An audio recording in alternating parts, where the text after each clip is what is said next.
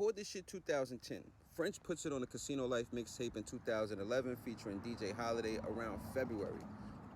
Because again, he doesn't have the major distribution, he doesn't have the marketing, and he doesn't have the radio connects that would make this shit spin nationally like a record label could provide him.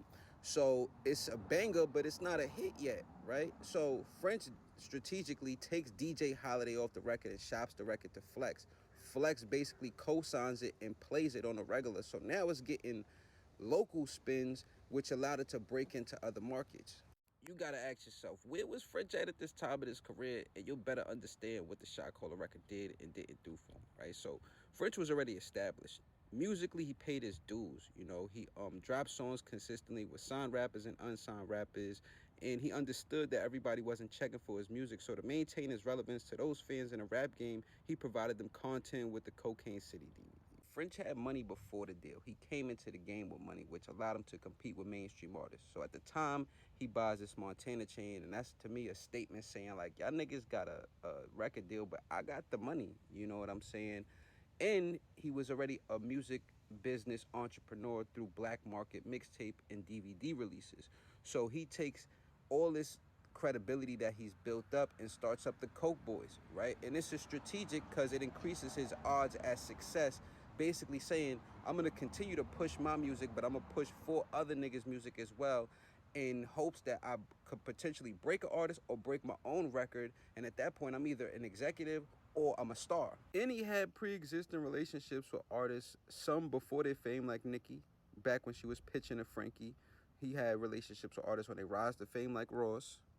He had artists that were already established, like 50, that already respected him. So he was respected amongst his peers. It's just nobody was going to make him a star.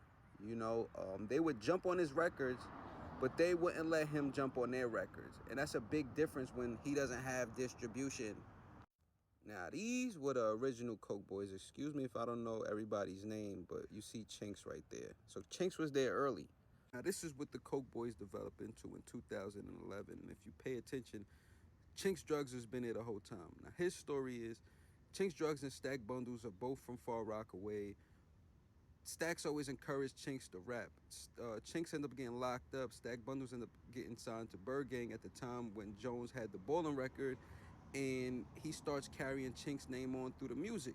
So it provided Chinks an opportunity to come home and do something different with his life. Like, Stacks ends up dying in that time frame, and Chinks got no opportunity to come home to because there's no avenue for him to, you know, get on, right? But his name is known in the mixtape circuit through Stack Bundles. So French do some real shit and snatch up Chinks. French was a boss, you know what I'm saying? But he was at the brink of that success. And what the Shot Caller record did was break a barrier that he couldn't previously break, right? It says it right here. It was his breakout single that got him attention on a national level, right? This was before the Bad Boy MMG deal and all that shit, right? So that's what Shot Caller did for the nigga. All of that sets the stage for this moment right here. So you understand where French is at in his career. He's on fire. He's the nigga. He got all the money. You know who Rock is, and you know who Chinks Drugs is. And